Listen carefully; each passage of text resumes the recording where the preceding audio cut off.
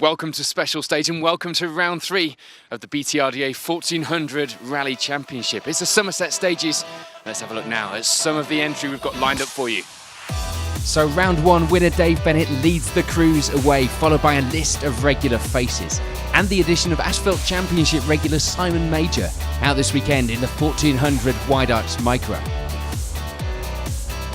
Dave Brick comes into round 3 in the joint lead of the championship with Ryan Weston, with fellow Scot Keith Riddick close behind in third.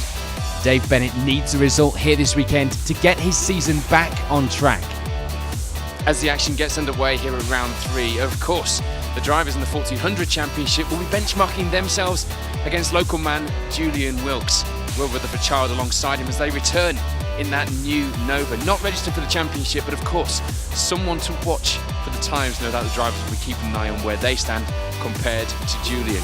But the action now underway here at the Somerset Stages.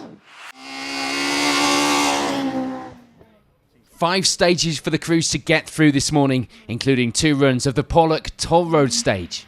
With a fresh shell on the car for this round, it would be almost like driving a new car for Dave Bennett and Alistair McNeil. Making sure the setup was correct would be the aim of the morning, but the pair lead after stage 5.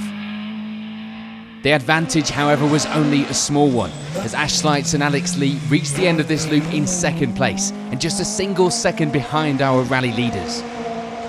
In fact, it was close for all of the podium place crews at this stage, with Tom Walster and Tom Woodburn bouncing back from their round 2 misfortunes to lie just a further 1 second back from Slight at this stage. Last minute prep to get the car ready for this round was worth it so far for Joe Evett and John Connor, as they end this loop of stages in 4th place. A little bigger 25 seconds the difference though. And for Jordan and Paul Hone, it would also be a good start to the rally. Steady up the asphalt of Porlock, but by the end of the first few forest stages, the pair were lying 5th overall and just 2 seconds behind Evett. Simon Major and Peter Littlefield bring the Micra out this weekend as they join in the Mixed Surface Challenge, which starts here in Somerset. Going well so far with 6th place, just a few seconds back from home. Ian Evans and Tom Marrett share that overall time with Major, not challenging for the podium places like they would have wanted just yet, but there were still plenty more stages to go. Marcel Freeling and Karen Robinson start the day well with 8th. Times were all very close, the pair just 6 seconds behind Evans. And intercom problems for Kieran Darrington and Pamela Hilton meant the pair were having to swap helmets to try and hear each other, but they remain in the top 10 with 9th place.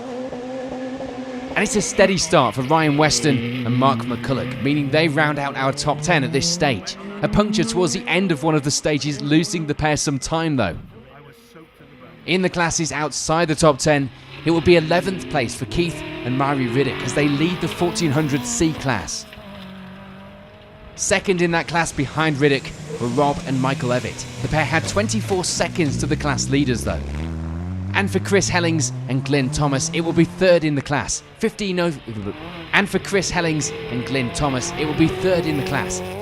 overall and just 15 seconds behind Evett. Unfortunately, we lose Dan Gray and Matt Rogers in stage 2 when the engine expires.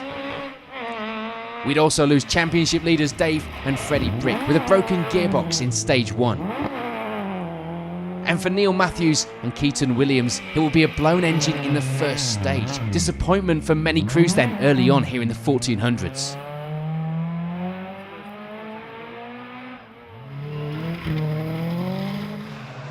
In Rally First, it will be the lead for James West and Steve Eggington at the end of stage 5. No problems to report and a good 26 seconds lead in that place.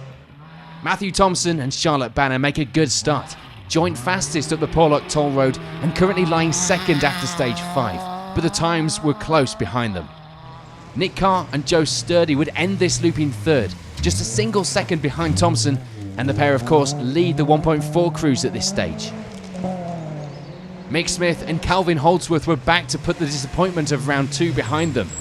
But this weekend wasn't going completely to plan. They lie in 4th place for now, 34 seconds off the lead. Local crew Chris Hickman and Gareth Drayton settle into an early 5th place, having a good run at the Porlock stage and lying 2nd in the 1.4 class for now. Close behind them though, and taking up third in the class, were Matthew and Tim Tordoff. Just a single second separating the class runners as they lie in 6th overall.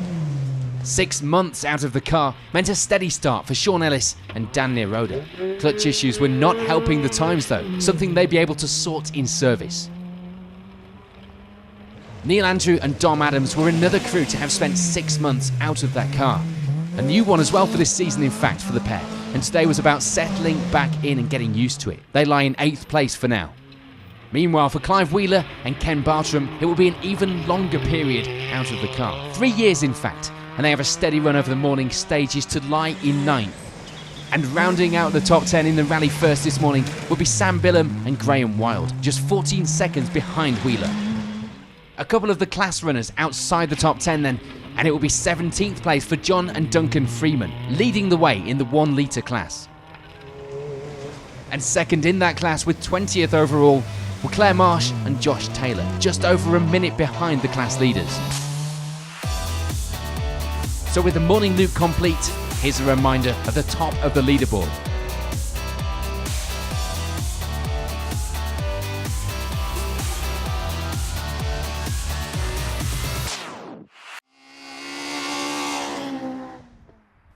Two more stages in this loop, including the longest through Croydon. No change in these stages apart from the times. Dave Bennett and Alistair McNeil still lead the way, but now by a slightly bigger 13 seconds. Dave, how are things going? Yeah, all right, thanks, Paul. Yeah, we're here, which is good, which is a bit different from the last few rallies. So no, we're just trying to keep it clean and tidy. It's a different shell after the Malcolm Wilson, so first time out in it really. So I think we're doing okay. The first round didn't go too badly for you, let's not forget. No, the Wydeen was good, so we just need to keep the momentum going after the last one. For Ash Slights and Alex Lee, it would still be second, unable to keep up with the leaders but maintaining their position. Things far from over just yet. Bit of practice this morning for the Manx. Yeah, what's all that about? Yeah, we'll see how we go. No, it's car's going well. We managed to have a bit of a push in the tarmac on the second run through. Got me head into gear. I haven't really seen what times like this morning, so we'll see how we go. Car's going well. You've got 5 left, so quite a long way to go if you're going well. Yeah. We thought we had a puncture in the last one, but I think it's just tyres going off. So just have to disengage brain now and crack on. For Tom Walster and Tom Woodburn, it will be third. No change for this pair either in the Suzuki, and they keep Slights within sight, just 2 seconds behind them at this stage. Tom, it's not been the best of years for you so far. How's this one going? As soon as we got the tarmac out of the way, I'm not a tarmac driver, I'm hilarious as hell. But the car is just brilliant. We've finally got there with this car, and I've got things flashing all over, but I think we're safe. It's all about keeping it tidy. It's so loose, as everyone's probably already told you, and you just got to keep it so neat. But the rest of the lads have got all this experience down here of doing it 5, 6, 7, 8 times, and this is my first time down here. So the pace that we're on, I'm happy with what we're doing. Yeah, that's rallying. Joe Everett and John Connor were still going well in fourth. The difference to the 3 up ahead was growing, but they were continuing to be the best of the rest outside of those podium places. Joe, you got the car ready in time? Yeah, the car's alright, still a little bit rusty. Messed up chicane, not in this one, the one before. Lost a bit of time, caught someone on Porlock, and that cost us a bit of time too. But yeah, we're getting it. It's a good day so far. Enjoying Smiling, that's the main thing. Yeah, it's been good. It's a good day. Getting to the end could be a good result today. Yeah, one way to find out. A bad landing from a jump would be enough to break the suspension on the car for Jordan and Paul Hone. Luckily, with only a short stage 7 to get through, they make it out and get to service for vital repairs. They lose a little time in the process, but remain in 5th place.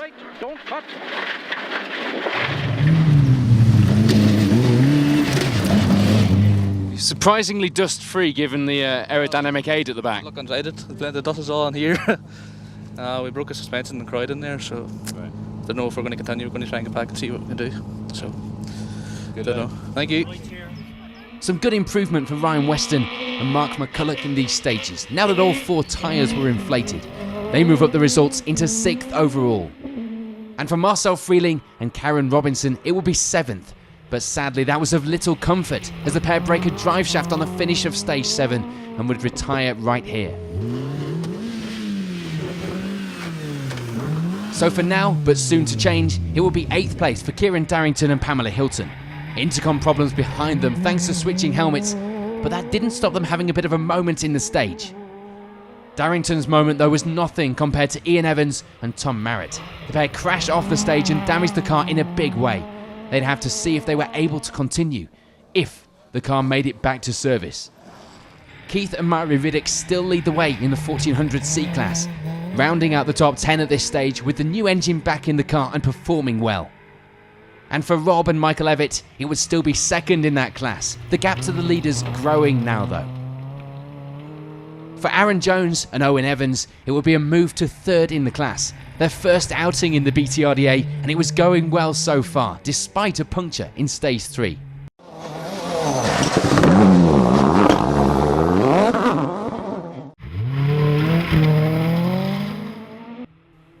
In Rally First, James West and Steve Eggington continue to lead the way, and in fact edge out a little more of a lead, now up to 35 seconds. Nice and steady in here, or hot on the pace? Well, I think we're flying along at the moment, so we're pushing hard. This morning we really pushed, and now we're backing off a little bit. I think Mick's had some problems, unfortunately, so it's not quite as close a battle as I'd like, but yeah, having a good day so far. It's been a strange one for attrition levels, hasn't it? Yeah, it's been weird. I mean, I actually see a few people out on Porlock as well. It's a real shame. Like having a mechanical failure just there is awful for people. So yeah, but there's been quite a few cars out, so quite surprising when it's so dry and grippy. 5 left, let's not tempt fate. Indeed. Cheers. Thanks very much. See ya. There will be a change in second place as we see current Rally First champions Nick Carr and Joe Sturdy step up to that place and of course continue to lead the way in the 1.4 class. Matthew Thompson and Charlotte Banner may have dropped down to third, but the times were still good, only 8 seconds keeping them from that second place. And Mick Smith and Calvin Holdsworth were still struggling this morning, unable to make any advance up the results. 8 seconds behind Thompson though was still not too much to try and make up. It's a place gained for Matthew and Tim Tordoff as they move up to 5th place now, lying second in the 1.4 class. Neil Andrew and Dom Adams meanwhile was starting to get the pace back in the new car now, moving up the results to end this loop in 6th and happy that they could push a little more in the next loop of stages. Clive Wheeler and Ken Bartram were progressing up the results a little in this middle loop of stages here in Somerset, up to 7th place now, although still feeling understandably cautious after so long out of the seat. No problems for Sean Ellis and Dan Niroda. The pair continue to go well, lying 3rd in the 1.4 class at this stage. The result Ellis had on this event last year, incidentally. A big spin in this loop would lose Chris Hickman and Gareth Drayton some time. They dropped down the results and into 9th place, luckily still with some stages to try and get a few positions back. And rounding out our top 10 now were Dominic Hodge and Stefan Arndt, only 4 seconds behind Hickman, and indeed everyone below the leaders only separated by just over a minute. Outside the top 10, it will be 16th overall for John and Duncan Freeman as they lead the way in the 1 litre class. A few issues along the way, including the car jumping out of gear. And for Claire Marsh and Josh Taylor, it will be 2nd of the 1 litre runners as they lie in 20th overall. So with just the final loop of stages to go here at the Somerset Stages round 3 of the 1400 BTRDA Championship, the leaderboard is looking like this.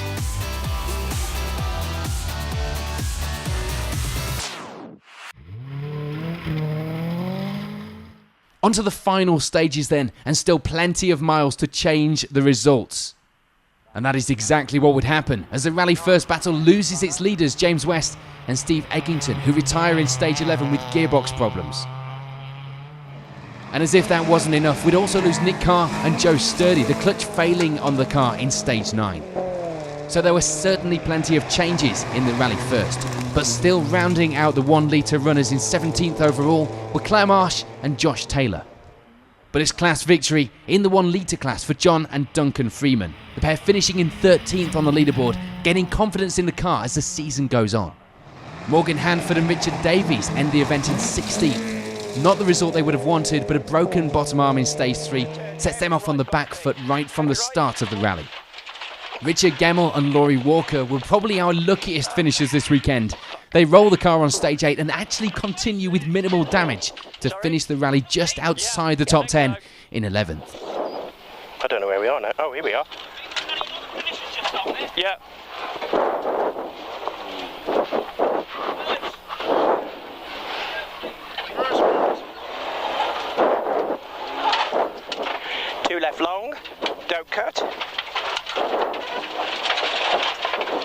car behind?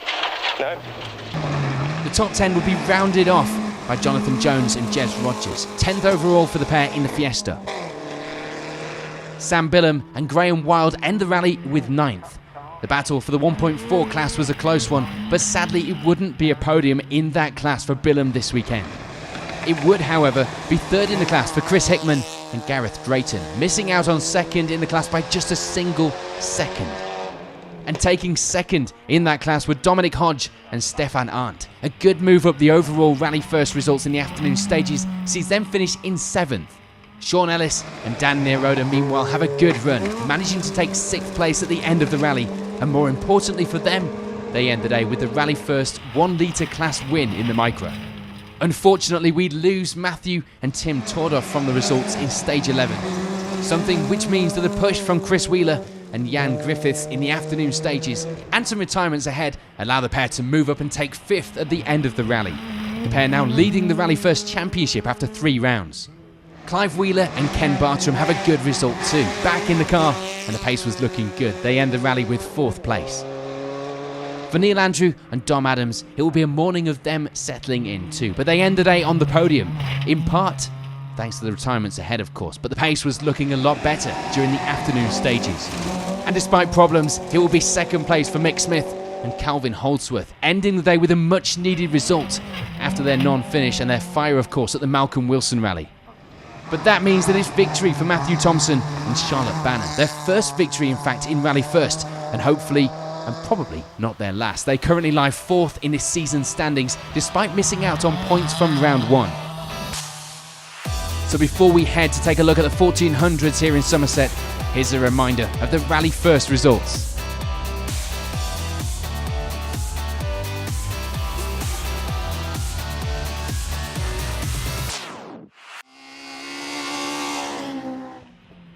On to the 1400s then, and it will be 3rd in the 1400 C class for Aaron Jones and Owen Evans as they finish in 12th overall. A big compression in the final loop, breaking the boot lid catch, but apart from that, it was a trouble-free afternoon. For Rob and Michael Levitt, it will be 2nd in the 1400 C class, a good result for the pair this weekend. Ian Evans and Tom Marrott surprised many by returning to the stages after their accident. The car looking very second-hand, but they managed a 10th place finish. A result which could have been 6th on stage times had it not been for some time penalties. Jane and David Auden have a trouble-free run to end the event in 9th place overall. And for Clive Anstey and David Rook, it will be 8th, a few places lost at the expense of a 2-minute road penalty. Chris Powell and Jim Lewis bring something a little different to the results as they finish in 7th place in the Talbot Sunbeam. Keith and Mari Riddick have a tiny run here in Somerset with no problems and the engine working great.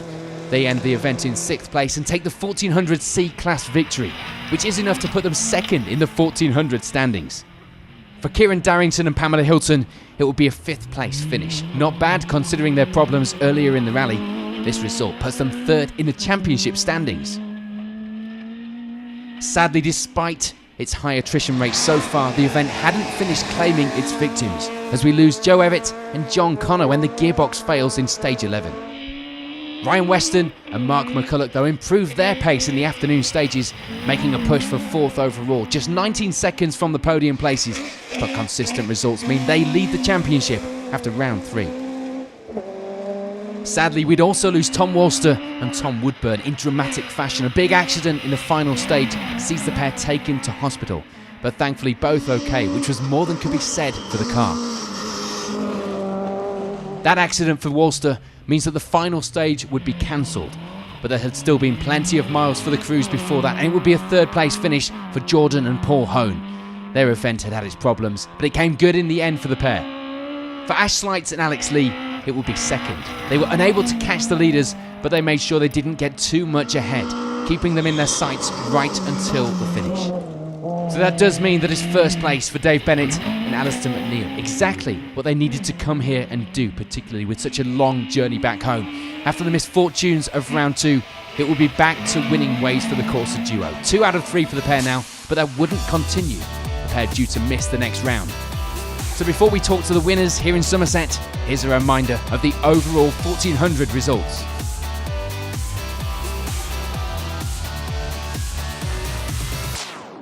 Dave, Alistair, it's been a tough day. The car's been reliable, and here you are in first place. Yeah, it's been a good day, Paul, to be honest. We've had a really tough time the last 5 weeks. We had a big accident on the Malcolm Wilson, and we've had to effectively rebuild the car and put it into a new shell. So to bring it home, to get the win is just absolute testament to the amount of time and effort we've put in. And also a special mention to Sabelt UK, who have really helped us get back out here and take the win today, which is great news. Alistair, I didn't know quite the extent of your preparations following the accident at Malcolm Wilson, but this must be a great feeling. Yeah, it's a nice reward after a few weeks of hard work. We didn't know whether we'd get here or not, but we put the hours in, didn't we? And we've made it here, and we've been paid back well. It's not the first time you've showed us your pace in this championship, and the luck doesn't always go your way with reliability and circumstances, but it's looking good so far this season. Yeah, it's great to have the 2 wins, the Wydene and now the Somerset. We've always had reliability issues here, so to get the win is fantastic. And you know, Julian was here today, and Ashley and Tom. You know, some really good, quick guys out there. So to prove the pace in the car was really good. So really happy with the win. Well done, guys. Great result today. Thank you. Thanks, Paul. So despite the victory, it would only be 5th in the standings for Bennett, with the consistency of the Scots topping the tables. Weston leads by 8 points over Riddick, and it's still very much all to play for. Despite an unfortunate accident last time out, round 2 the Malcolm Wilson rally, Dave Bennett and Alistair McNeil make it 2 from 3 so far this season. More reliability and consistency, and more results than they've ever known this early in the championship, in the title race. It looks good for them, but you know what? The title is far from over. We're only at round 3. We've got 9 in total.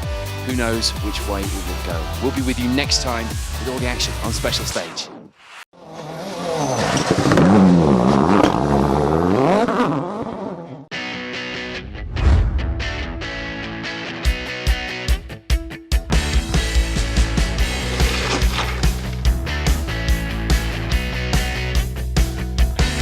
Five right plus in and 6 right continues over 10.